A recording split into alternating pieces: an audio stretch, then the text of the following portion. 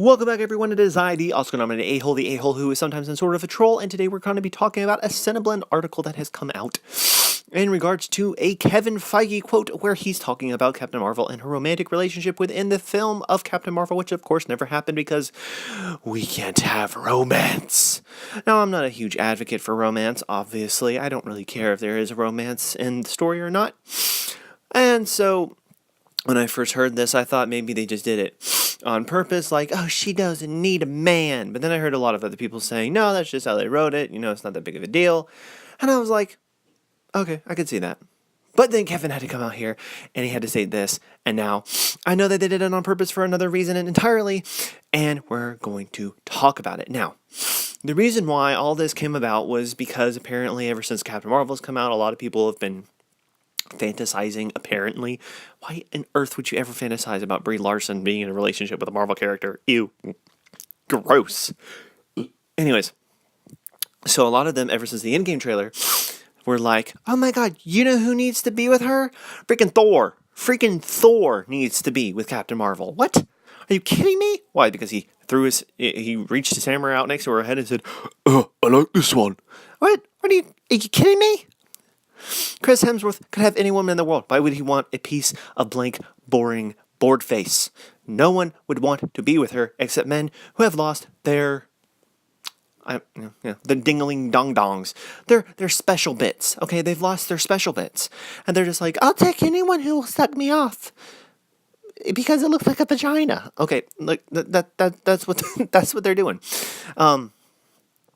So what is it exactly that Kevin Feige stated? Well, in this article of Cineblend, which I guess is kind of a garbage tier article, but it's kind of not, but I don't really care, because this is a quote, so I'm not going to say what they said before this article, because obviously that's just biased news media, but I will state what he said.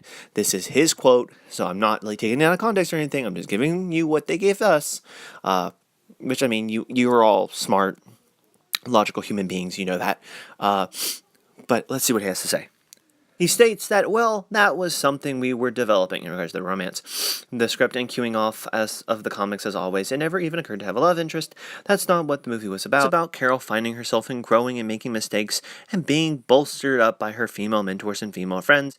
And that her relationship with Maria was very important. Ugh, there's so much cringe in this article, it's ridiculous, or in this quote, my bad. So basically, we put aside with the comics, love interest, not really that big of a deal. That's not what the movie was about. Okay, cool, I got you, Kevin. We're all good, dude, we're all good. But then, this part. It was about Carol finding herself and growing and making mistakes. Okay, when did she ever make mistakes? Because in the film, she does, nothing wrong. It was that part where she, got beat up by her instructor at the beginning. Yeah, that doesn't count. That literally does not count. Oh, good job. You did 10 seconds. Watch out, everyone. I mean, have you ever watched a film before or read a book or heard a story? Hello? Anyways. Children's books do better. Anyways. Making mistakes and being bolstered by her female mentors and female friends. Kevin, quick question. Why is it that you only specify female friends and female mentors? Why couldn't it just be all mentors and friends? Oh. Because the whammon. That's all you need is the whammon, right? I mean, I have both male and female friends. I wouldn't be going around saying, I'm bolstered up by my male friends. No, I have a lot of great strong female friends that I love very much and hold very dear to my heart. And whenever I see them, I really enjoy their company and like to ask them about their opinions and stuff. Hello? But at the same time, I'm not going to go around saying, my female friends, my female mentors. Because you're obviously, you are purposefully stating this, dude. It's freaking obvious. Everyone can see it. Everyone with an eye, okay? Anyone with an eye and half a brain cell can obviously see what you're trying to do here. Okay? If you did not mean to say it, you would not have said it. As my mom always says. If you don't mean what you're going to say, then don't say it. But you meant to say this, so you said it, okay? Now, I'd understand if you were stammering and you were talking really fast, but this is an interview, dude. You're planning out what you're going to say ahead of time. Marvel does that, I'm sure, plenty. They're in cahoots with Disney. Disney always propagates and formulates stuff. He probably already knew the questions, and he just had to formulate an answer. He knew what he was going to say. He specified that, dude. Now, a lot of people might be going out and listening to this and being like, man, you're taking a lot of stuff out of context. You're being really specific about something really small and insignificant. It's not that big of a deal. Dude, look, Kevin Feige is the head of the MCU. It's obvious that he's been pushing for Captain Marvel a lot. Almost a little bit too much. Like, dude, have you been sleeping with Brie Larson and you just don't want her telling anyone, and then you have a Me Too moment and then you lose your job and then someone else takes over for you? Because if that's the fact, blink twice, because we're here to help you out, man. You don't need to be completely overtaken in a hostage situation over third wave feminazi propaganda, okay? We're here for you, bro. We're here, Kevin. We're here for you. We're friends, okay? We don't want you to get hurt like that, okay? We got you? All right, cool. Just because you bang a girl once and, all of a sudden, you gotta, oh, I'm so sorry. I'll do anything you say. You look, dude, we're here for you. Anyways, the reason why I made a big deal about this, and I actually saw the article, and I was like, okay, there's probably something, probably not nothing. Then I read the quote, and I was like, interesting. Why is it that you're only focusing on females, Kevin? And it just sounds really weird. I think that something's going on, man. Marvel Studios is changing. They really are. For the worse. I think the DCEU is going for the better. Do I hate that? In some respects I am, in some respects I'm not. I think the MCU has a fantastic run. 10 years, over 20 films. They did a fantastic job, and I think they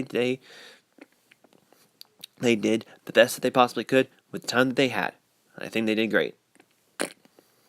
They achieved something unlike anything else, and I think that the DCEU is the next plausible step. And after that, I think that there should, maybe it'll be the end of comic book movies.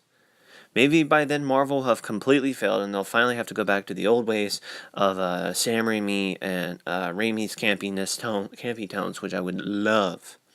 Or maybe it'll be the end of comic book movies. Who knows? But it seems as though right now Kevin Feige is obviously absolutely obsessed with identity politics, especially in regards to third wave feminism. I'm not saying he is one, but it sure does look like it. And it could spell the end, an utter disaster for the MCU. And I think that each and every one of us who can see this plainly would agree. So anyways, tell me what you guys and gals think about this in your comment section below. Please like the video, subscribe to the channel if you haven't done so already. Tell me what you guys think about Kevin Feige, man. I kind of feel bad for him. I really do. He created an empire, cinematic empire like anything else, and now he's throwing it all away. And I know a lot of you might be like, but it made $1 billion. Then if you say that, you haven't been paying much attention to what's going on around media in regards to the fact that it is the appetizer before the main course of Avengers Endgame. So everyone's like, well, I'm excited for Endgame. Let me go see this so I don't miss out on anything. And plus, on top of that, it's the first female superhero movie. On top of that, Marvel has had a great track record, and so everyone wants to go see it because it's like, it can't possibly be bad. So you can't tell me that just because it made $1 billion, it's a great film, okay? That's... I think that if you were to make a second one, which normally sequels are not as good, you made a sequel, and you put it not in a position like this, it's not going to do half as well as the first. So, we'll see.